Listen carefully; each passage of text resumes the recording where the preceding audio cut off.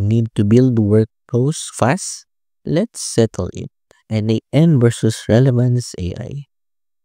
Which one's better for you? If you want automation now, or if you're planning AI-powered workflows, your choice matters.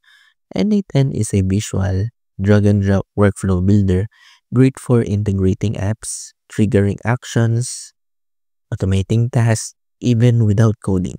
It's fast, flexible, and ideal for small teams or non-tech folks. Relevance AI, on the other hand, is built around data, embeddings, AI search, and recommendations. It's less about connecting apps and more about making sense of data. Semantic search, related item recommendations, content tagging.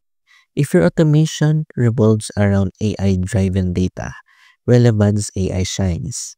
So choose anytime when you need broad automation across services. Quick and easy.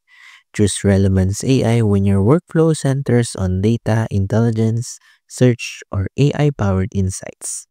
Which one fits your project? Drop a comment and stay tuned for more smart tool comparisons.